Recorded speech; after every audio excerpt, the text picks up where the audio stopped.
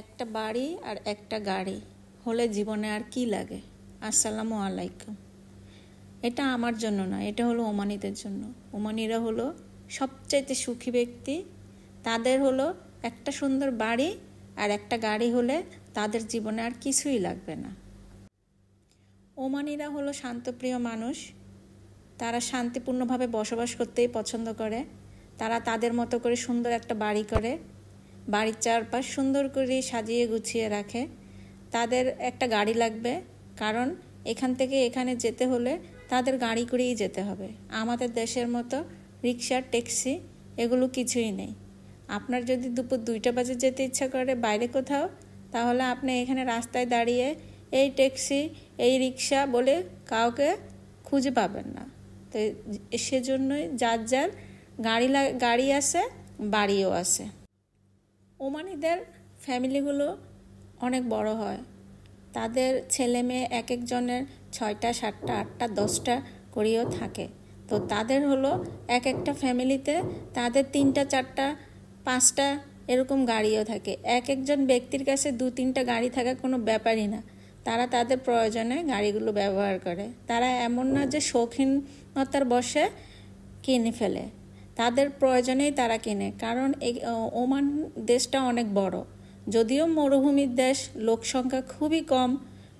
সব মিলিয়ে আমার জানা মতে 48 লাখ লোক ওমানে বসবাস করে। তার মধ্যে প্রায় 10 লাখের উপরেই হলো আমরা হলাম বাইরের দেশের মানুষ, এখানে থাকি। তো তাদের দেশে তারা এক জায়গা থেকে অন্য জায়গায় যেতে হলে তাদের অবশ্যই গাড়ি লাগে। গাড়ি ছাড়া তারা চলতেই পারে না। আর এখানে আমাদের দেশের মতো গাড়ির দাম কিন্তু অত বেশি না।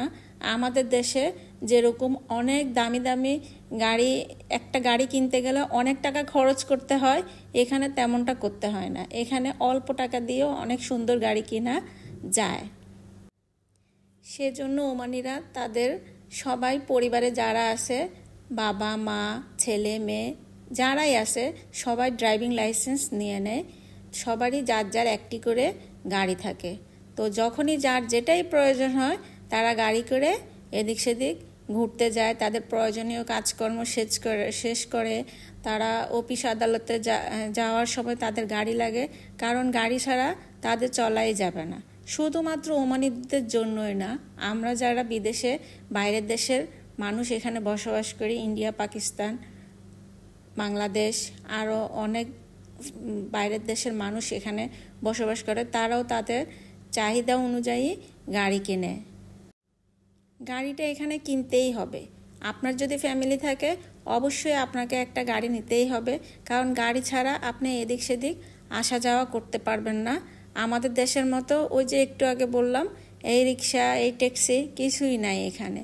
তো যাদের গাড়ি আছে, পুরো ওমান তাদের হাতের মুঠোয়। আর যাদের গাড়ি নেই তাদের অনেক কষ্ট হয়, বিশেষ করে ব্যাচেলার ভাইদের অনেক কষ্ট হয়। তো ইনশাল্লাহ কোনো একদিন আমাদের বাংলাদেশেও এরকম গাড়ির দাম অনেক কমে যাবে।